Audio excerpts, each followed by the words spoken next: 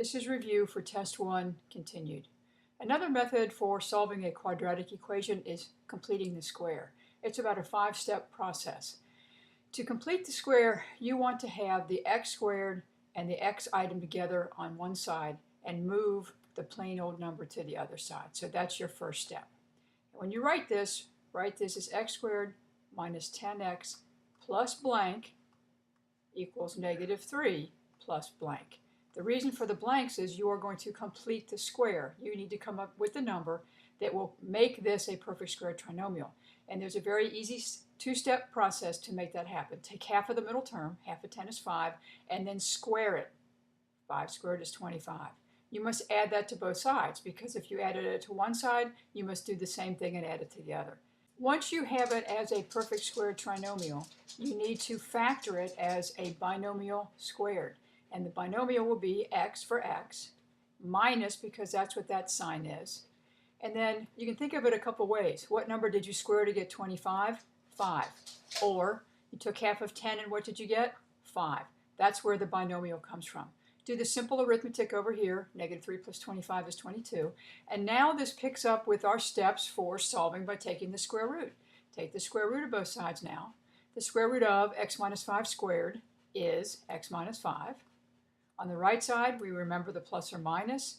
The square root of 22 just stays because it is not a perfect square and it does not factor tree out. All we have to do now is add 5 to both sides, and we'll put that 5 right in front of the radical, and there's our answer. X equals 5 plus or minus radical 22.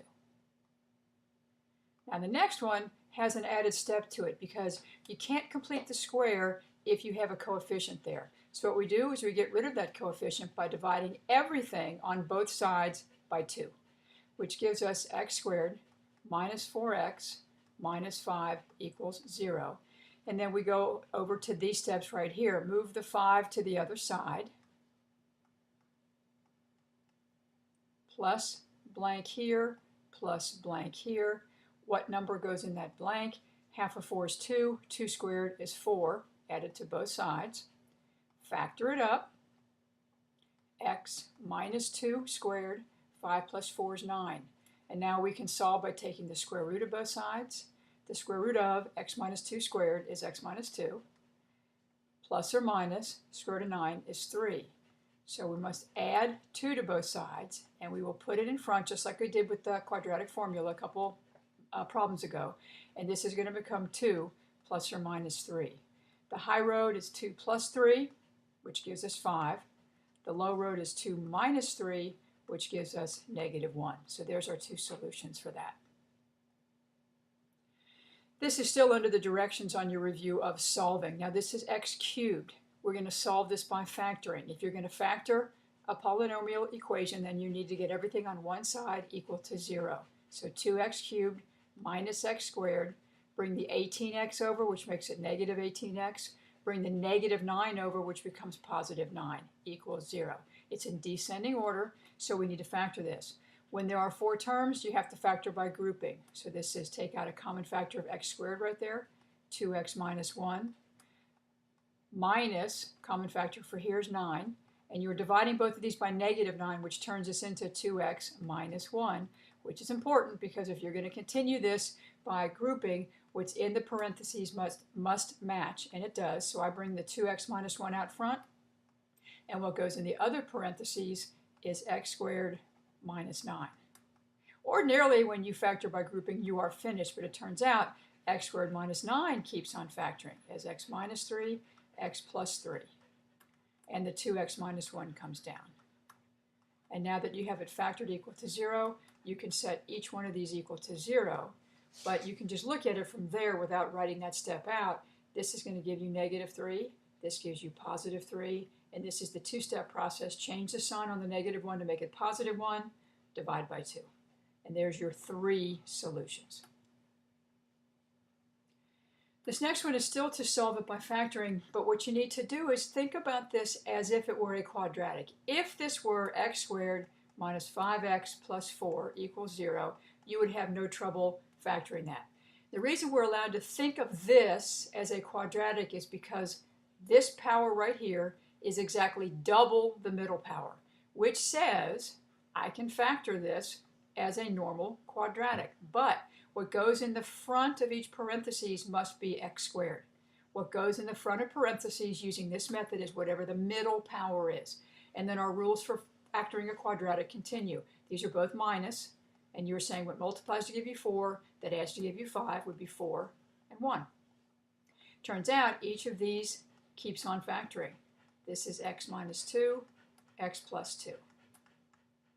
This one is x minus 1, x plus 1.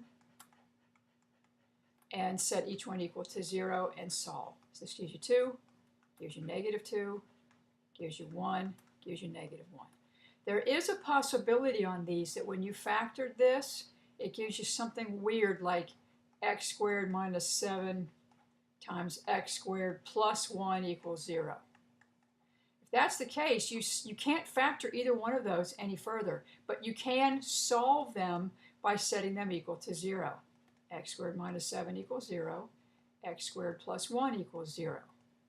To solve this, add 7 to both sides. You have x squared equals 7. Solve by taking the square root, which gives you plus or minus radical 7. See, it does not have to come out to be an integer. Over here, when I subtract 1 from both sides, I have x squared equals negative 1.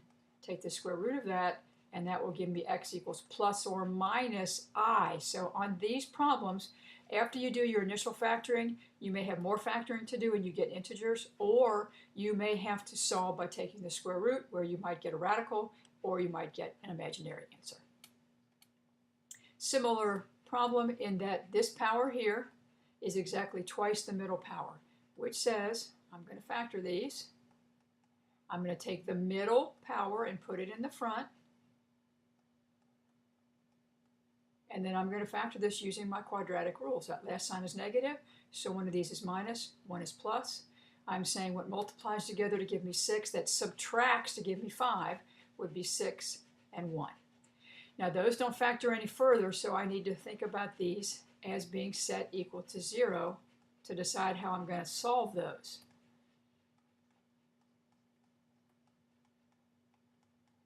You got to think about what x to the 1/3 means. X to the 1/3 is the same thing as the cube root of x. At the same time, I'm going to move 6 over to this side. To undo the cube root, we do the opposite, which is cube. So we cube both sides. The cube root of x cubed is x. 6 cubed is 216. Same set of steps over here. Change this to cube root.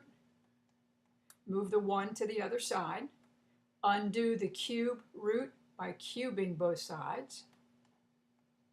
And that gives us x equals negative 1. So there's our two solutions for that. These next two equations are radical equations, and we're going to undo a square root by doing the opposite of squaring. Now I switched the order on these. Notice this is number 19. I'm doing it first because it's a little bit easier. The reason it's a little bit easier is it's important that you isolate the radical. The radical is isolated on this one. On this one over here, it's not. So let's stick with this one for right now. We are squaring both sides. The left side's pretty easy. The square root of 2x minus 1 squared is 2x minus 1. But x minus 2 squared is squaring a binomial, which means I need to write that out twice and FOIL it. So when you do all your foiling and collecting, this becomes x squared minus 4x plus 4. Still equal to this 2x minus 1. Now, when you have a squared in the equation, your strategy for solving is that everything has to be on one side equal to 0. So this 2x and this negative 1 have got to be moved to the other side. So subtract 2x from both sides. Add 1 to both sides. And this is now x squared minus 6x plus 5 equals 0. This is a plain old quadratic that we can factor. X, the last sign is positive, and the middle is negative, so they're both negative. And you were saying what multiplies to give you 5, that adds to give you 6, would have to be 5 and 1. Solve those, and we get x equals 5 or 1. Now, one thing you've got to be very careful about on these. When you are solving a radical equation, you have got to go back and check. So let's put 5 back in here and see what happens. This is 2 times 5 minus 1 under the radical. Does that equal 5 minus 2? Well, 2 times 5 is 10, minus 1 is 9. 5 minus 2 is 3. Is the square root of 9 equal to 3? Yes, so 5 is definitely a keeper. But watch what happens when we use 1. Square root of 2 times 1 minus 1. Does that equal 1 minus 2? 2 times 1 is 2, minus 1 is 1. But 1 minus 2 is negative 1. Does the square root of 1 equal negative 1? No, so the 1 has to be thrown out. That happens a lot when you are solving radical equations. You're going to have to throw out an equation. Not all the time, but a lot. Now, same thing over here, except the radical is not isolated yet. I got to get this x to move over here. So this is the square root of 2x minus 3 equals 3 minus x. You could write it as negative x plus 3, but I just think sign-wise that looks better. And we're going to do the same thing we did on this problem over here. Undo the radical by squaring both sides. The square root of 2x minus 3 squared is 2x minus 3. And when you FOIL this up, you have to write this as 3 minus x times 3 minus x. FOIL it up will give you 9 minus 6x plus x squared. Got to get everything on one side equal to 0, so we'll subtract 2x from both sides. Add 3 to both sides. So now everything's on one side. Let's get this in the proper order. It's got to be in descending order, so the x squared is going to go first. Minus 8x plus 12. If you do these correctly, you should be left with something that's pretty reasonable to factor. If it's not factorable at this step, you've done something wrong up in your FOILing or your combining. Both of these signs are negative. What multiplies to give you 12, that adds to give you 8 is 6 and 2. And this is 6 and 2 are our answers, but we need to check.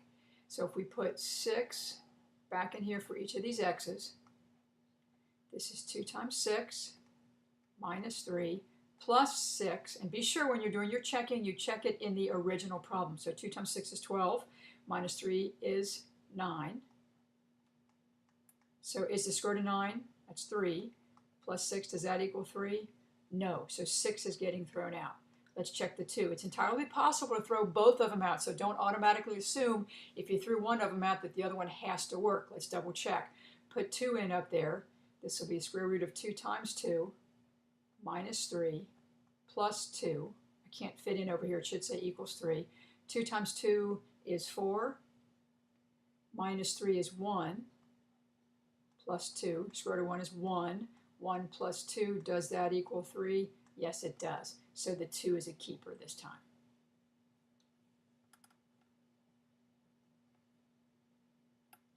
These are absolute value equations. Absolute value equations are similar to the square root equations in terms of the absolute value part must be isolated before you do anything else. So the first thing we do is subtract 3 from both sides. Now I have the absolute value of 3x minus 1 equals 5. When you have absolute value problems, you must separate this into the two cases. The positive case is 3x minus 1 equals 5. The negative case is 3x minus 1 equals negative 5. Notice we do not change what's inside the bars. They stayed the same. The positive and the negative idea just applied to this number over here. And then these are simple equations to solve. Add 1 to both sides, gives me 3x equals 6, divide by 3, and x equals 2. Same deal, add 1 over here, gives me 3x equals negative 4, divide by 3, and x is negative 4/3. Absolute value equations should be checked. I'm just not going to take the time right here to do it, but they do both check.